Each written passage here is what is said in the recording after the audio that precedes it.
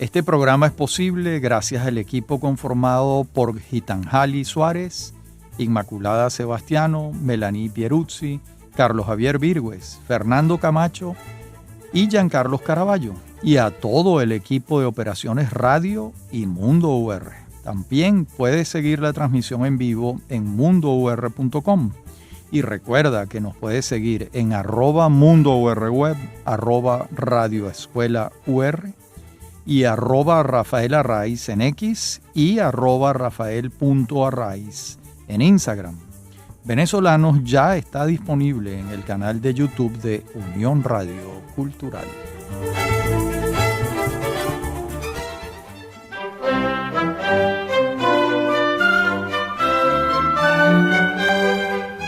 Bienvenidos todos a Venezolanos en esta serie que venimos haciendo sobre la historia de Caracas. En el primer capítulo nos dedicamos a los intentos iniciales de fundación de la ciudad hasta que finalmente la funda Diego de Lozada en 1567, presumiblemente porque el acta de fundación de la ciudad no aparece, de modo que no hay una prueba documental acerca de ese año, pero todo indica que ocurrió ese año. En este capítulo vamos a ver cómo fueron estos primeros años de la ciudad, y al final del capítulo anterior estuvimos hablando de Garci González de Silva. Lo señalábamos como un arquetipo del criollo que se va desarrollando en Hispanoamérica, de los primeros criollos, porque él no era nacido en América sino en España, pero hizo toda su vida de adulto en Venezuela, en Caracas. Y bueno, y también así como Diego de Lozada fue un prototipo del futuro criollo, ya que él hizo lo mismo pero en el Tocuyo y Barquisimeto, donde fue alcalde. También tenemos el caso de las hermanas Rojas Queipo. A ellas las señalamos también.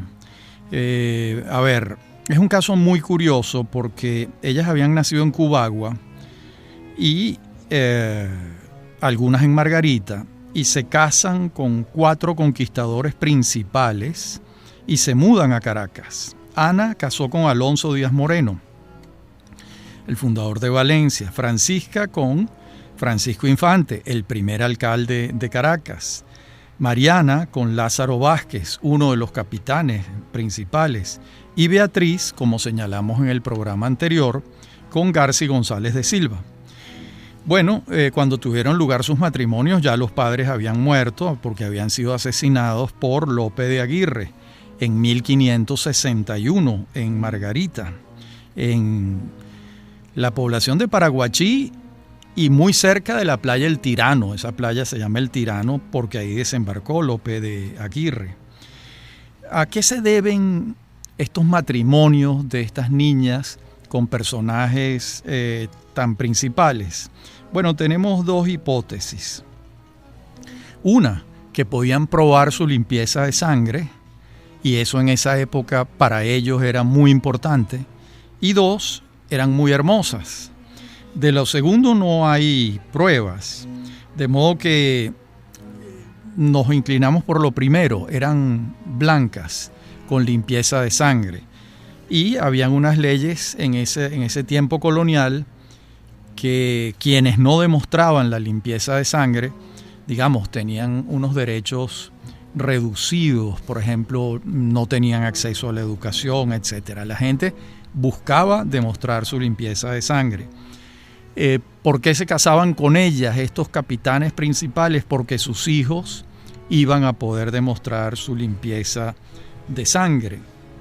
Y ustedes preguntarán, bueno, ¿y es que no habían muchas blancas en Venezuela en esa época? Bueno, pues no, porque la población que se había trasladado de España a América todavía era muy pequeña y en su mayoría eran hombres, de modo que eso va distinguiendo a estas hermanas Rojas Queipo, de quienes descienden centenares de miles de venezolanos desde ese entonces, porque todas ellas tuvieron muchos hijos y de ahí descendió un buen contingente de venezolanos en la zona central, por supuesto, en la zona central del país. Durante estos años iniciales de Caracas, la resistencia indígena que se daba en el valle y en sus alrededores fue languideciendo poco a poco. La primera ejecución que contribuyó a desarticular la resistencia fue la de Huacaipuro, como dijimos en el programa anterior, y pocos años después la de otro cacique principal, como veremos más adelante. Los indígenas sobrevivientes se acogieron al sistema de las encomiendas, una vez derrotados sus caciques principales, y así ocurrió después de la ejecución de Tamanaco, cuya fecha de muerte no hemos podido fijar, pero estimamos que ocurrió entre 1571 y 1573. El relato de su ejecución lo refiere el hermano Nectario María, con base en documentos hallados en el Archivo de Indias de Sevilla, donde el hermano Nectario María trabajó durante muchos años, recopilando documentación fundamental para la historia de Venezuela. La resistencia indígena final en este periodo la estaban ofreciendo los mariches, en lo que hoy conocemos la fila de mariches o petare, y hacia allá se dirigieron Pedro Alonso Galeas y Garci González de Silva. Tamanaco y los suyos le salieron al paso y tuvieron una batalla. En esa batalla, Garci González de Silva y Pedro Alonso Galeas hacen prisionero a Tamanaco y dándole un punto de honor le propusieron que se trenzara en una pelea con los feroces perros que acompañaban a González de Silva, un perro portentoso, y él le dijo, bueno, si vences al perro quedas libre. Por supuesto, el Tamanaco no lo venció, un horror realmente, y allí terminó la vida de Tamanaco, lamentablemente. Para entonces los teques, la etnia me refiero, habían sido pacificados y los meregotos también. Estos hechos están pasando entre 1571 y 1573, en esta etapa de enfrentamientos encarnizados entre los conquistadores y los pobladores originarios del Valle de Caracas. Esta etapa tomó 6 años. Se impuso la superioridad tecnológica europea, que era muy superior a la de los indígenas. Y esto, sin embargo, los indígenas eran muchísimos más, pero fueron vencidos por unos pocos que tenían una tecnología que ellos no tenían. Y a estos sobrevivientes no les quedaba otro camino que la obediencia si querían sobrevivir. Y así fue en muchos casos. Otros murieron en el intento, como el aguerrido Tamanaco. Otros, como dijimos antes, se acogieron a la institución de la encomienda. Vamos a intentar una explicación de qué es una encomienda. Primero, la paternidad de la encomienda se le atribuye al propio Cristóbal Colón, cuando repartió a los indígenas de la Española entre los peninsulares. Luego, en 1518, hay instrucciones precisas en las ordenanzas de Zaragoza sobre la encomienda. Igual ocurre en la capitulación de Bartolomé de las Casas en 1520. Y las ordenanzas de Granada de 1526 vuelven a establecer las encomiendas. En el caso venezolano vamos a ver particularidades. Contamos con la de Juan de Villegas en 1552, que sirve de ejemplo acerca de lo que consistía y cómo funcionaba el sistema encomendero. Hay que hacer una advertencia, esto se trata de una institución americana, en España no tenía vigencia. De modo que planteó unos problemas nuevos para los españoles, unos problemas americanos.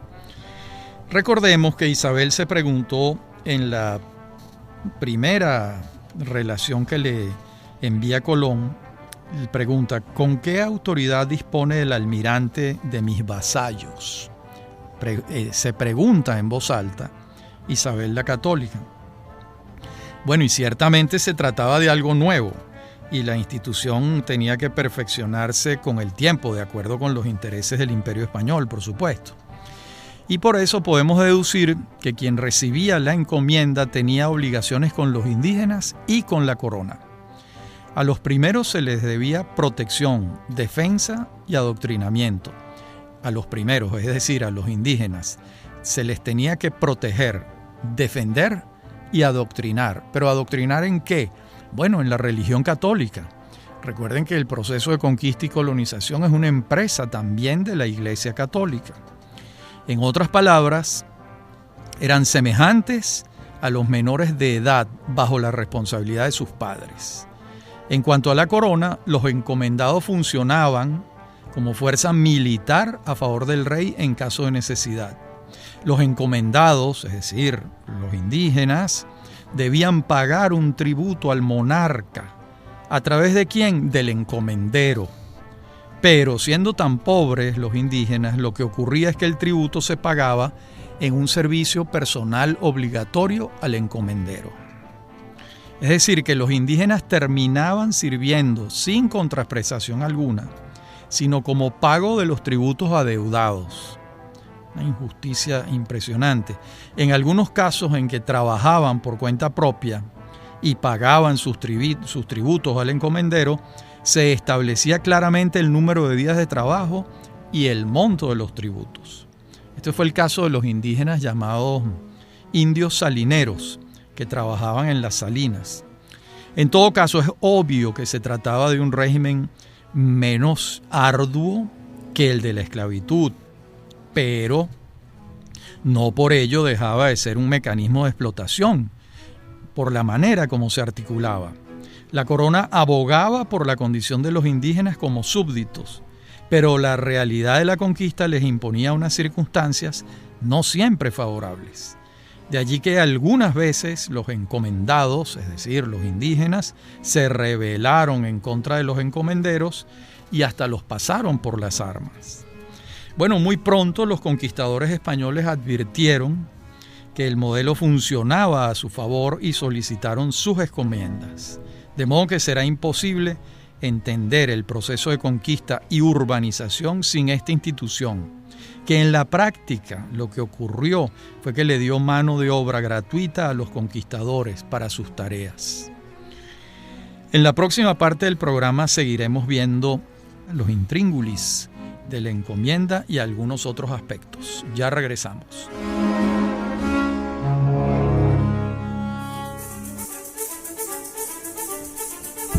En breve continúa Venezolanos. Somos Unión Radio Cultural.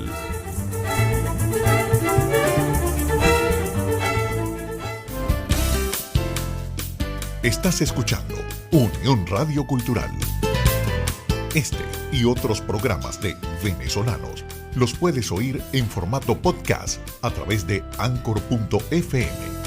Para alguna sugerencia sobre este espacio, pueden escribirnos al correo rafaelarraiz@hotmail.com. Somos Unión Radio Cultural.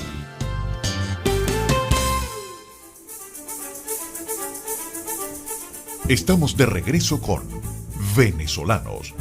Somos Unión Radio Cultural.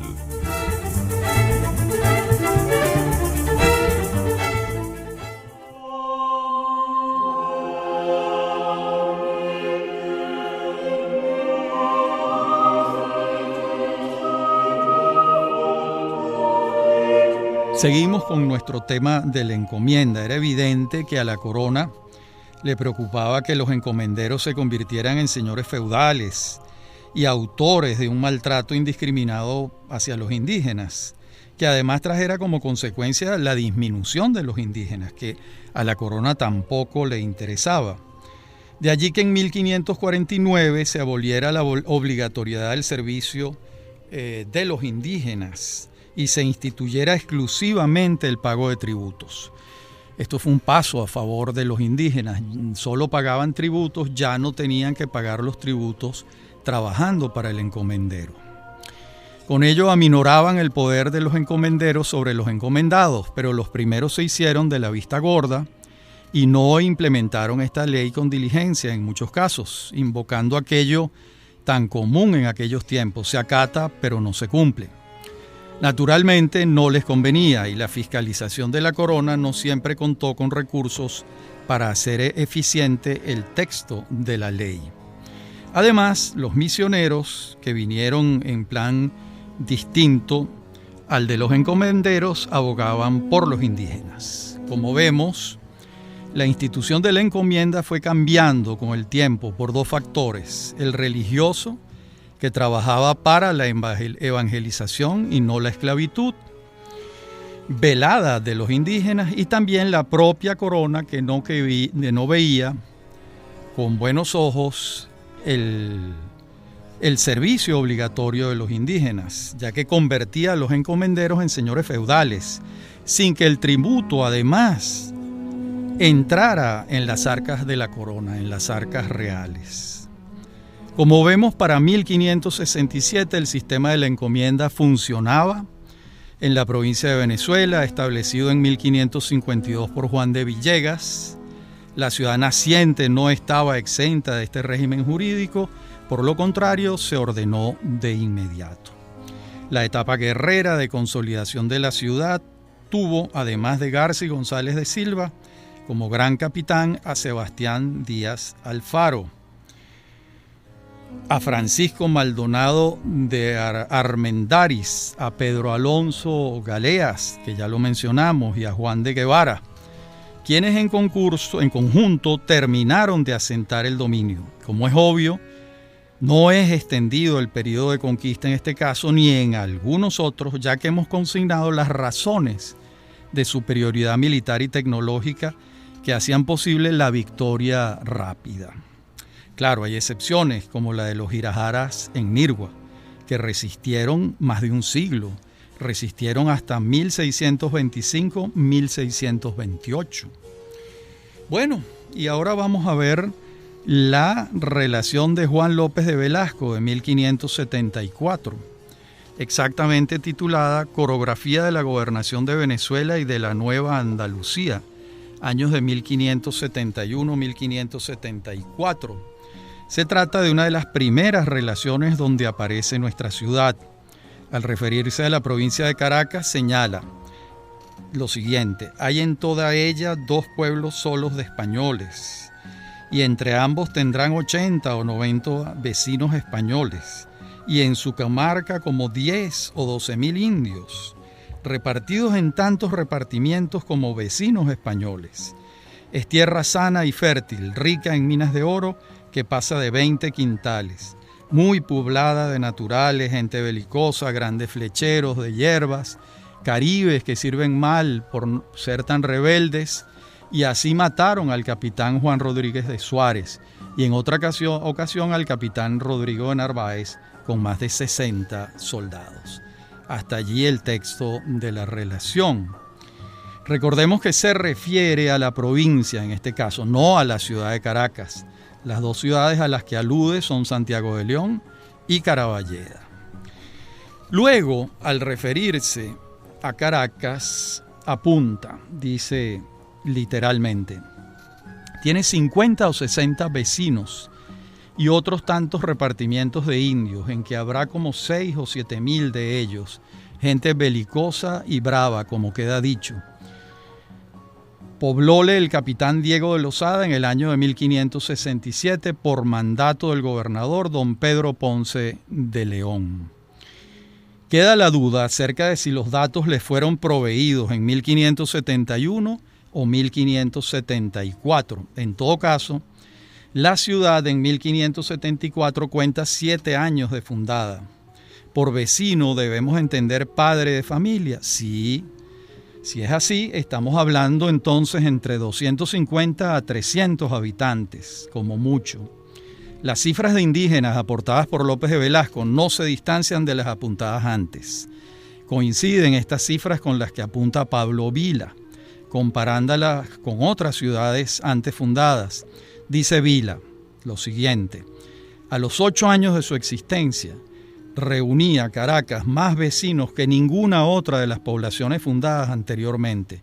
El Tocuyo, unos 50. En cambio, ya Caracas tenía 60. Coro había quedado con 30 vecinos. Claro está que por el número de sus habitantes no pasaba de ser un villorrio más, pero ya entonces el gobernador residía en la nueva población, si bien el obispo continuaba en Coro. Esto dice Pablo Vila. Veamos ahora a Juan de Pimentel, el primer gobernador que vivió en Caracas, que se estableció en Caracas en 1576. Antes los gobernadores de la provincia de Venezuela vivían en Coro. Juan de Pimentel desembarca en Caraballeda, ya desembarca directamente allí, no en Coro, como hasta entonces era lo usual, y sube a Caracas a establecer la gobernación. Es evidente que su decisión abrió el camino para la capitalidad caraqueña. De hecho, confirmaba que los intentos por ocupar el Valle de Caracas no habían sido en vano y que la centralidad geográfica del asentamiento lo hacía el ideal para el futuro desarrollo de la provincia. Bueno, Felipe II designó a Pimentel en diciembre de 1575 y este asumió el cargo en mayo de 1576 para entregarlo en 1583, habiendo ejercido uno de los gobiernos más significativos para la provincia. Para entonces el rey abrigaba una especial necesidad de conocer mejor el territorio que le pertenecía y le envió a Pimentel un cuestionario de 49 puntos para ser respondido, cosa que el gobernador hizo con eficiencia y dejó escrita una descripción de Santiago de León, gobernación de Venezuela, 9 de mayo de 1578, que fue la primera en redactarse sobre este territorio, así como fue el mapa que ordenó hacer Pimentel, el primer mapa que se hizo de Caracas, de esta ciudad recién fundada. El mapa es de 1578, la ciudad para entonces tenía 11 años de fundada, de modo que ambos hechos serían suficientes para distinguir el mandato de Pimentel, pero hay que sumarle el interés que puso el gobernador en conocer en el sitio las 10 ciudades que componían entonces la futura Capitanía General de Venezuela. Además, enfrentó una epidemia de viruela en Caracas que diezmó a la población y se esmeró minuciosamente en hacer que se respetaran los derechos de los indígenas, lo que impidió que prosperara la tendencia a utilizarlos en las minas de trabajo forzados. Por si fuera poco, ordenó el levantamiento de un mapa de la ciudad, como dijimos, el primero que se hizo de Caracas en 1578.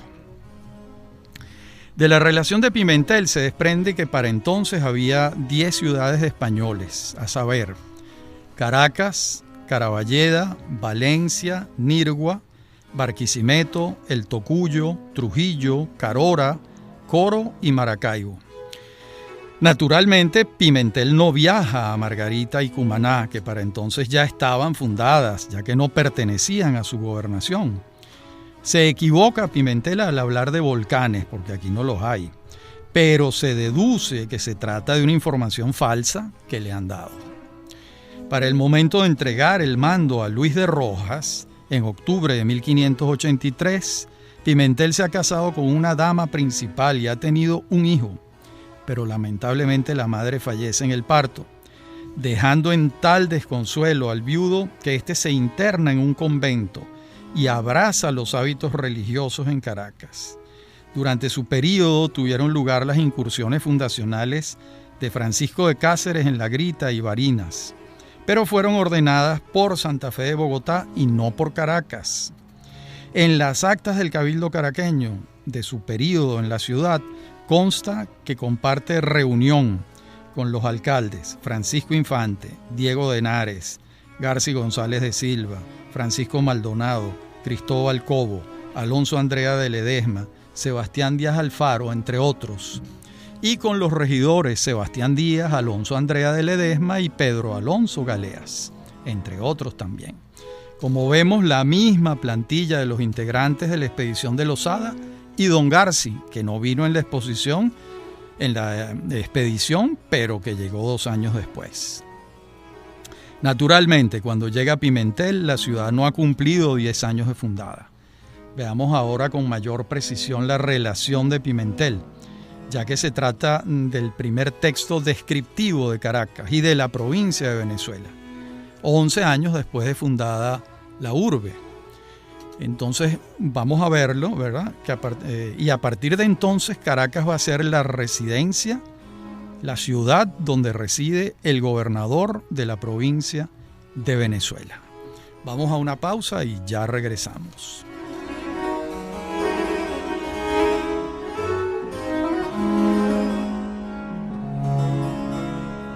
Bueno, vamos a ver qué preguntas responde el gobernador Pimentel. En el punto 9 afirma: en la provincia de Caracas, a su reedificación entraron con el capitán Diego de Lozada 136 españoles, de los cuales hay vivos 18, 14 en esta ciudad y 4 en la de Nuestra Señora de Caraballeda.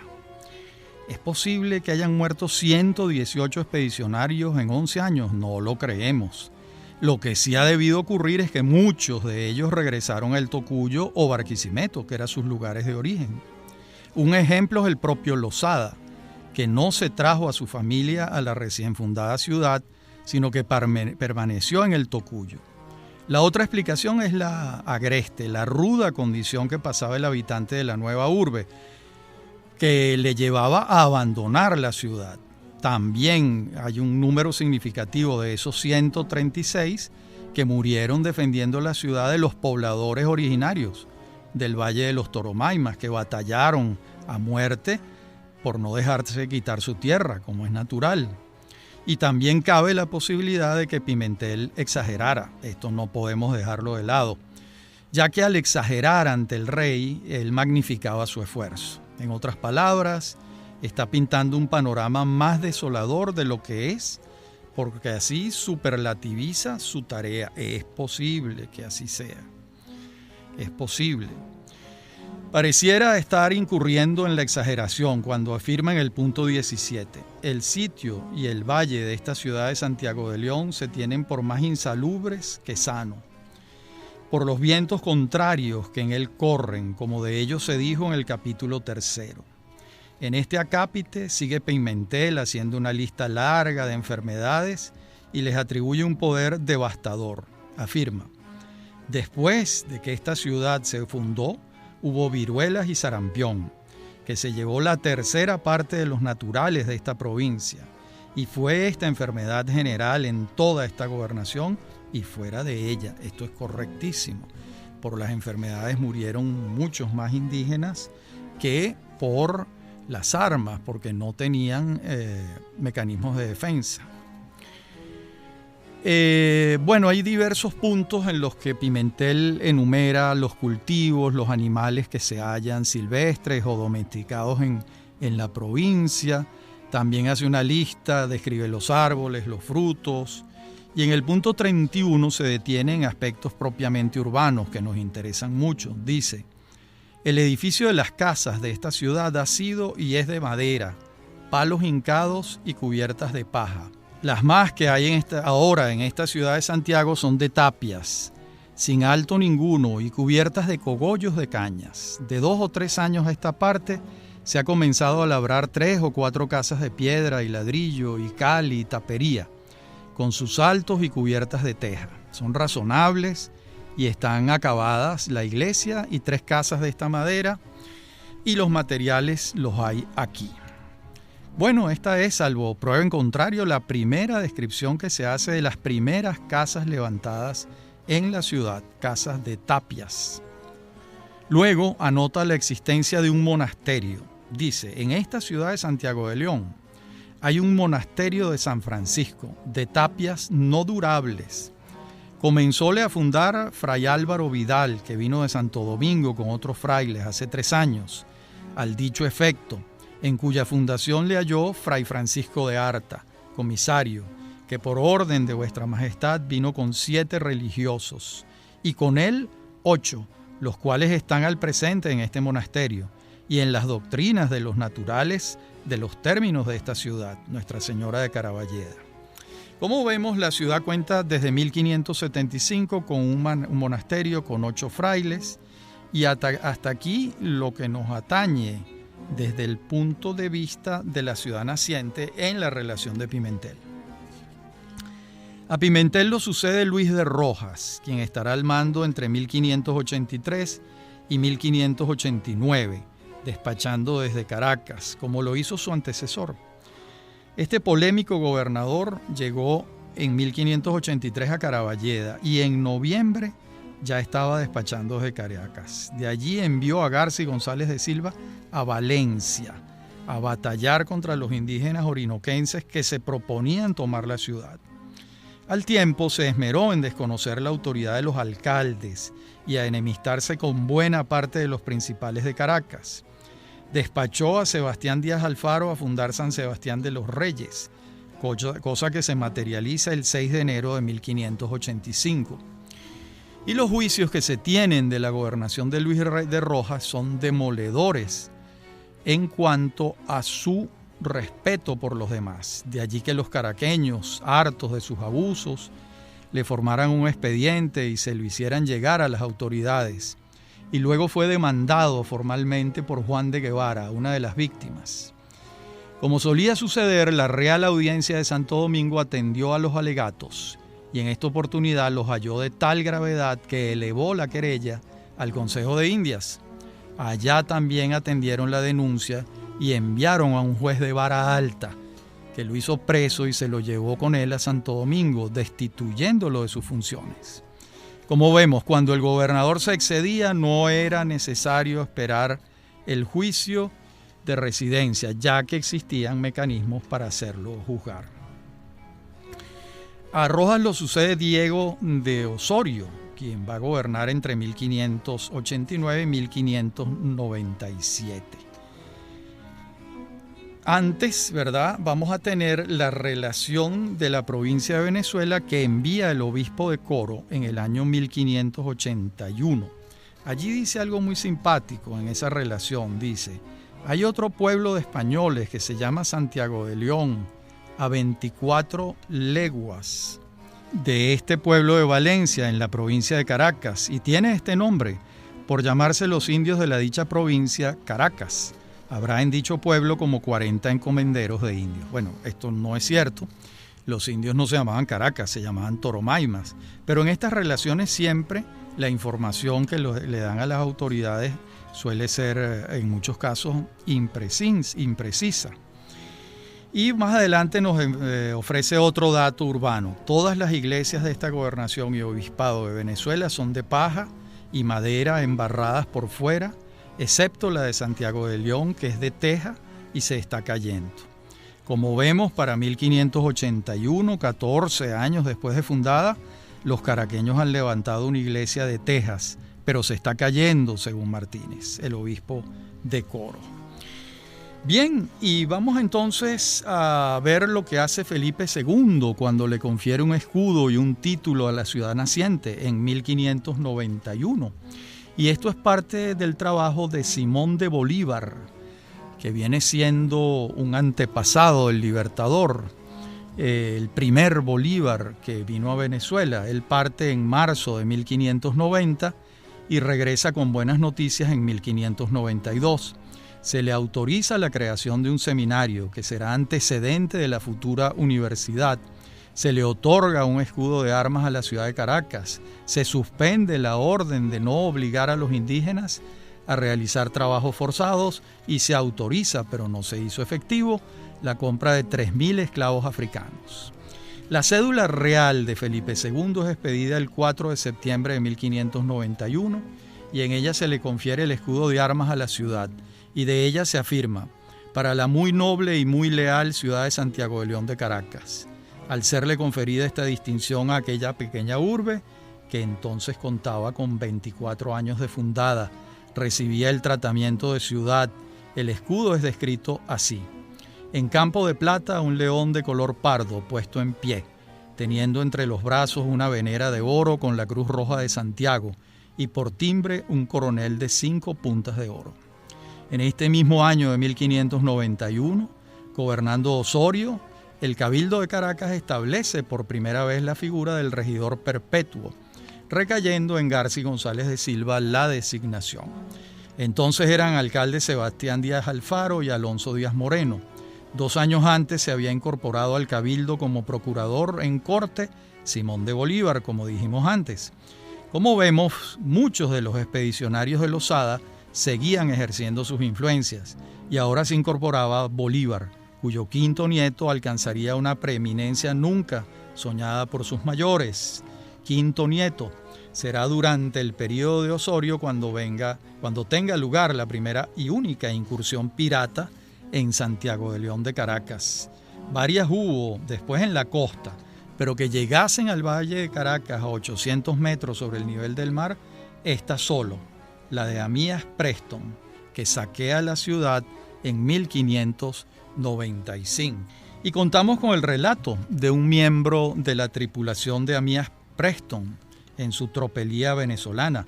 Nos referimos al texto de Robert Davy, que da cuenta día a día de los hechos. Partieron de Plymouth en 1595. Bueno, para hacerles el cuento más breve, tomaron la ciudad en un momento en que el gobernador Osorio estaba fuera de la ciudad y había muy poca gente, y la resistencia la hizo Alonso Andrea de Ledesma, quien los enfrentó con unos pocos soldados, y los de Preston le dieron muerte con una gran facilidad. A partir de entonces comenzó la leyenda quijotesca de Ledesma, siempre recordada por los cronistas. En un segundo, ya regresamos. En breve continúa Venezolanos. Somos Unión Radio Cultural.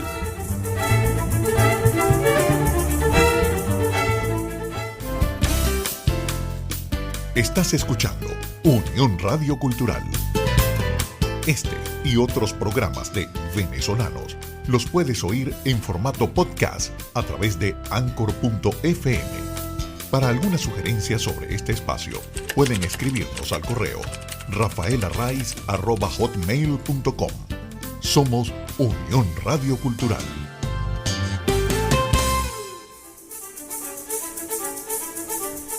Estamos de regreso con Venezolanos. Somos Unión Radio Cultural.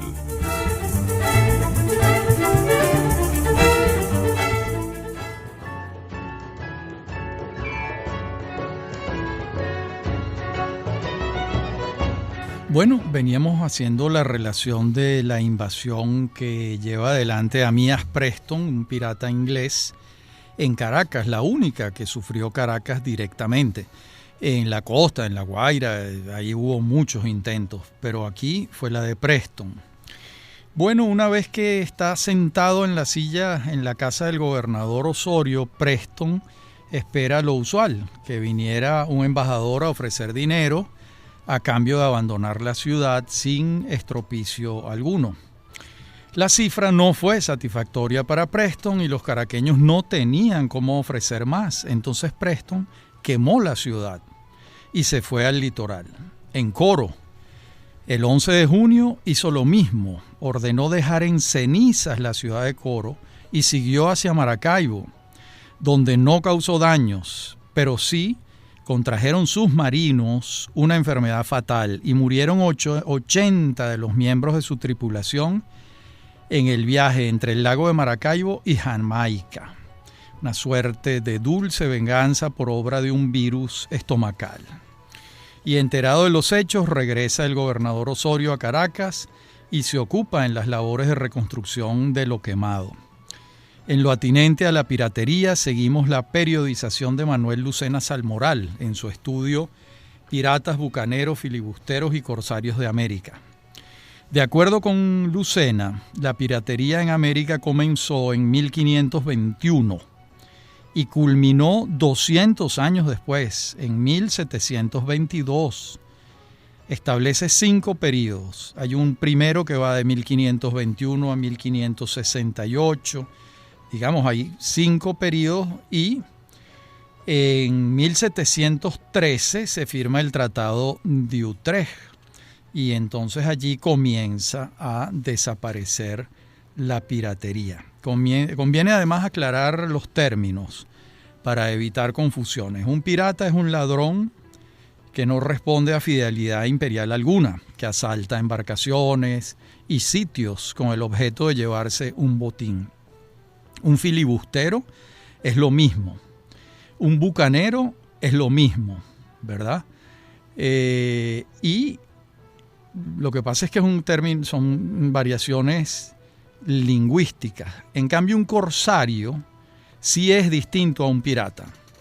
Un corsario es similar a un mercenario, es decir, recibe autorización de un estado para actuar bélicamente en el mar con la retribución de un botín. En el fondo es una actividad privada que recibe la aprobación por parte de un estado. Bueno, entonces estas son las distinciones, ¿verdad? Estas son las distinciones en relación con este tema. ¿Cuántos habitantes tenía Caracas para el fin de siglo? La incursión de Prestos en 1595. Bueno, hay distintas cifras.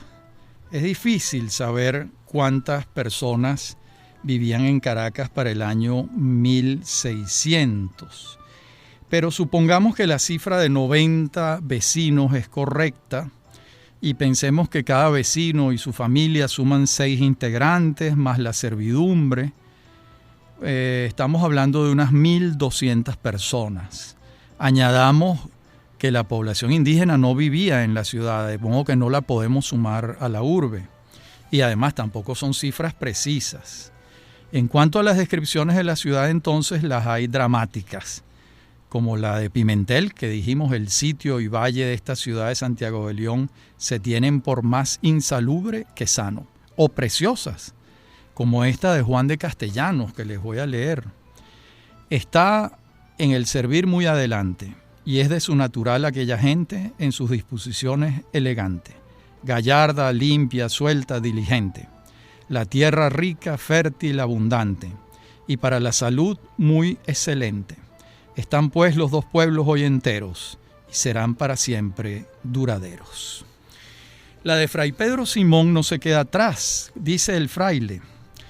Está la ciudad 3 leguas escasas del puerto de La Guaira, que la mitad de subida y la otra mitad bajada, en un templadísimo país, sin ningún frío ni calor todo el año, aunque la costa es calidísima. Esta buena templanza hace darse en todo el valle, que correrá 8 o 10 leguas, mucho y muy lindo trigo y cebada, caña dulce, grandes campiñas de añil, toda suerte de hortalizas de Castilla, por extremo, en especial repollos, y todas las frutas que se le han plantado de nuestra España, como higos, membrillos en gran cantidad, algunas uvas, y todas las naturales de la tierra, que sobre todo tiene el ser muy sana y de muy buenas aguas. Críanse en todos los términos de esta ciudad con grande abundancia toda suerte de ganados mayores y menores, fuera de los de lana, con cuyo natural no se acomodan las tierras calientes o que toquen en eso. Los frutos de esta tierra son cacao, mucho tabaco, zarzaparrilla, corambre, cebo y harinas. Esto dice Fray Pedro Simón. Y José Antonio Calcaño, en su libro La ciudad y su música, que es un libro bellísimo, dice lo siguiente: se cultivaba mucho el trigo en las vegas cercanas y había numerosos molinos. Allí estaban el de Alonso Andrea de Ledesma, cerca de la caja de agua, el de Sánchez de Córdoba, cerca del Guaire, junto a su hato de ovejas, el de Alonso Díaz Moreno, en el Portachuelo, el de Diego de los Ríos, algo más hacia el valle, el de Alonso García Pineda, hacia Chacao, el de Juan de Rivero, en Anauco, y otros tantos más. Esto lo apunta cuando está refiriendo el gobierno de Osorio, es decir, entre 1589 y 1597, y es evidente que fue así porque los molineros que lista son los principales de la ciudad entonces. Sorprende, sin embargo, que el cultivo del trigo fuese tan intenso y la presencia de rebaños de ovejas también, pero bueno, es un hecho que el clima de Caracas era otro, muy distinto al de hoy. Bueno, concluido el siglo XVI, Santiago de León de Caracas cuenta con el trazado de Henares, señalándole el crecimiento. Bueno, y esto es lo que vamos a tener, ¿verdad? Hacia finales del siglo. En las actas del Cabildo de 1591 Advertimos órdenes del cuerpo colegiado para que se empedren las calles a cargo de las vecinas, de los vecinos, lo que redujo a casi nada las incomodidades del polvo. El mismo cabildo ordena que las acequias por donde circula el agua sean cubiertas, de manera de preservar su limpieza. Esa agua se recogía en la llamada caja de agua, en el norte de la ciudad, donde se represaba el agua en una caja que estaba allí, y desde allí se distribuía por las acequias hacia las viviendas. Este será una suerte de protoacueducto de la ciudad, hasta que Fray Antonio González de Acuña construya otro muchos años después, en 1675. Como vemos, la vocación de aquella ciudad pequeña se manifiesta en sus inicios en el siglo XVI, ¿verdad? Y bueno, vamos a entrar entonces en el siglo XVII, el del 1600. Allí, pues, es un siglo complicado para la ciudad de Caracas. Va despertando lentamente, como vemos, la población era muy, muy reducida. Y bueno, hay una descripción de las viviendas de la pequeña ciudad. Dice Pablo Vila: el chocerío primitivo convertido en rancherío. Luego, a principios de aquel siglo, era ya un caserío urbano. Se componía de amplias viviendas de planta baja, construidas de tapia y piedra, cubiertas de tejas, planeadas al estilo andaluz, que se componían de un patio central, un corral trasero, una huerta jardín, con árboles de sombra y frutales. Y de inmediato nos interpela la pregunta: ¿por qué estilo andaluz? Bueno, y la respuesta está en un trabajo muy bueno de José Eliseo López, un extraordinario historiador. Se titula La emigración desde la España peninsular a Venezuela en los siglos XVI, XVII y XVIII. El investigador revisa el archivo de Indias y establece la lista completa de viajeros de España a Venezuela durante 3 siglos. Y en la centuria del siglo XVI, el que acabamos de ver, las cifras son estas. Las 2 Castillas, la vieja y la nueva, suman el 27%, Andalucía el 23%, Extremadura el 13%, León el 8%. La suma de los hombres alcanza el 85% y la de las mujeres el 14%. En el siglo XVII, que es este que vamos a empezar a ver, la cifra de andaluces crece a 28, baja el de Castilla, baja el de Extremadura, aparecen los vascos y los navarros, y la proporción de hombres y mujeres se mantiene más o menos igual realmente. De modo que eso explica por qué el patio andaluz, porque la mayoría de los que habían llegado en el siglo XVI y XVII eran andaluces.